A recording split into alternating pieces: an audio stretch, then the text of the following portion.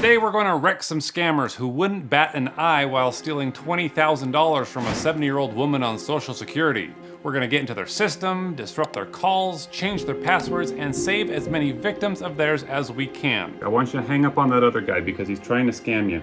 But first, you need to know how their scam works. And it happens when you see a pop-up on your screen saying that your computer is at risk and you need to call Microsoft to get their help fixing it. Now, if you do see this on your computer, just ignore it. Close it or reset your computer. Otherwise, you're going to be calling a scam center in India, whose system I happen to have access to. So let's listen in. Thank you for calling Microsoft. This is Kevin here. How may I help you? And once you tell them about the error, they're going to want to remote into your computer and convince you that someone has hacked into your bank account. I've evidently been hacked. Now, if someone tells you that your bank account has been compromised, the first thing you probably want to do is actually call your bank. And these scammers are so nice that they'll actually call your bank for you. So they get you to give them the number on the back of your credit card, and they initiate a three-way call and actually call up your bank. This call may be monitored for quality assurance. Except they hang up before a representative answers, because what they're gonna do is actually transfer you to one of their co-scammers who pretends to be your bank. Meet Alicia Wilson. Thank you for calling Neighborhood Credit Union. This is Alicia Wilson. How can I help you today? This scammer sounds very different from her coworkers. She's either perfected an American accent, or they've hired an American to scam her own people. Which is so nuts it boils my blood.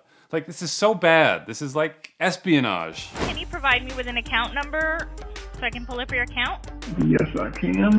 But Alicia is going to make this victim think that there's been an unusual charge on her bank account. On your checking account, there is a charge of $20,000 on there for Pornhub.net. It looks like a pending charge. So have you done this pending charge? $20,000? What kind of porn are these hackers looking at? For porn? I'm 70 years old. I don't give a crap about porn. So Alicia says she can't just stop the transaction because these are Russian hackers. This is a Russian merchant, okay? Instead, she needs the victim to withdraw the $20,000 cash and put it into a secure digital cryptocurrency wallet where it will be safe. Cryptocurrency is a process in which you can secure your amount securely, and nobody is able to take out the amount besides you, okay? And Alicia has the address for her bank, so she Googles the nearest Bitcoin machine and she finds one in a Dairy Mart outside of town. How come I have to go to the Dairy Mart instead of just going back to the bank?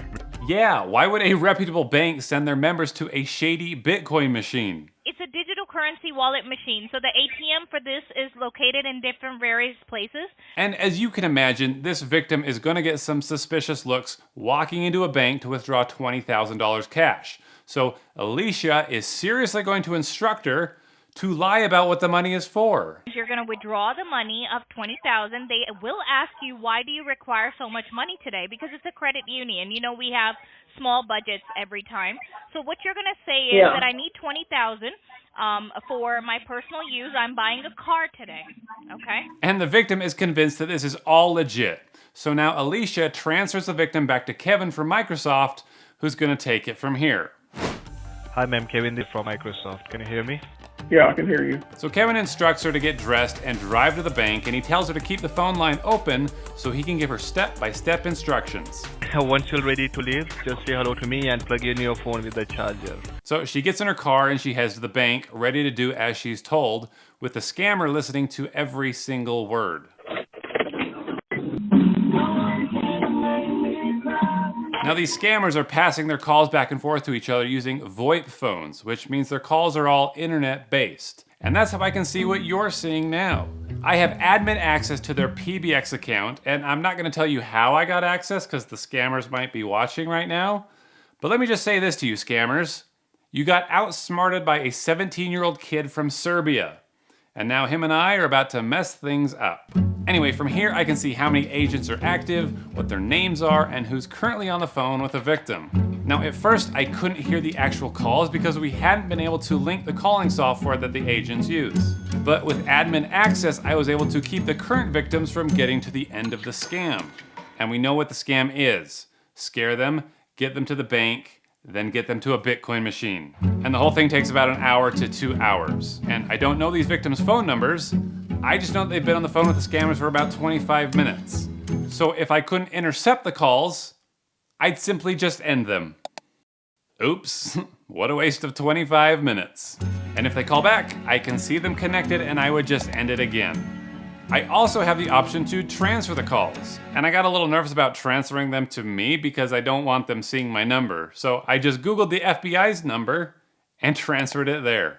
Now, I wish I could have been a fly on the wall in this call center watching these guys scratching their heads, but I can use my imagination. And I do know that they're freaking out because someone is anxiously regenerating all the agents' passwords. And I can see the person doing this has an India IP address, and I know that when I make changes, they will definitely see mine too, which is why I'm using a VPN, which stands for Virtual Private Network. And Surfshark VPN is the VPN that I trust. I use Surfshark VPN on all my devices to encrypt my data and mask my IP address. I can easily connect to one of their 3,200 plus servers in 99 countries to stay private and throw off these guys. Here I am using an IP address in India to help me fit right in. And masking your IP address also comes in really handy when you want to access content that is geo-restricted and not available to you where you live, like all of the Netflix libraries from other countries. Also, Surfshark's Clean Web feature blocks ads, trackers, and malware and keeps me from falling for any phishing attempts like the many that you see me talking about on this channel.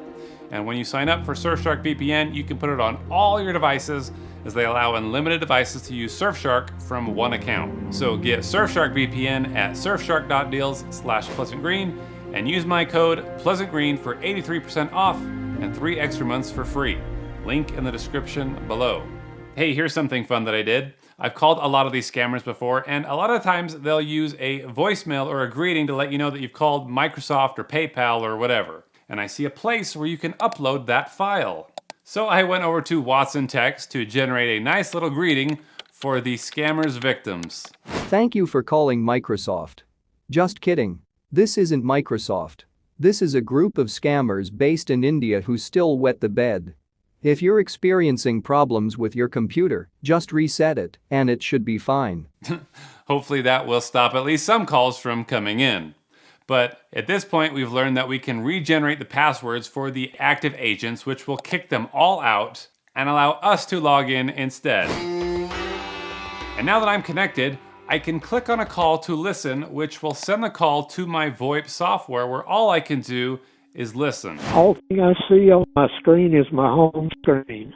So, do you know where the Play Store is? Like where you can download any application. Go to the Play Store. Yeah. So I hear an elderly gentleman being instructed to download AnyDesk from the Google Play Store, which is step 1 of the scam. Yeah, I've already done that. We are seconds away from this guy giving the scammers access to his bank account. But now that I have his number, it's time to call and stop this from going any further. Hi sir, how are you? Hello. Are you there? Yes. Are you on the phone with some tech support people right now? Yeah, I'm trying. Okay, well, sir, I wanna let you know that that's a scam, and I would just advise you to just hang up on them and don't say anything more to them. Can you do that for me? My computer's not working. What do I do here? If you can hang up on that other call, I'll help you with it. Okay? Okay, so all you want me to do is hang up this phone. Hang up your phone, and I'll call you right back. I want you to hang up on that other guy because he's trying to scam you. All right, excellent. I'll do it right now. Don't even talk to him. Just hang up, okay? And I'll call you right back and I'll help you. All right. Okay, I'll call you right back. And then I spend the next hour doing tech support for this poor guy. It's off right now, apparently. Okay, go ahead and turn it back on. The only thing I was trying to look up was Hilti nail guns.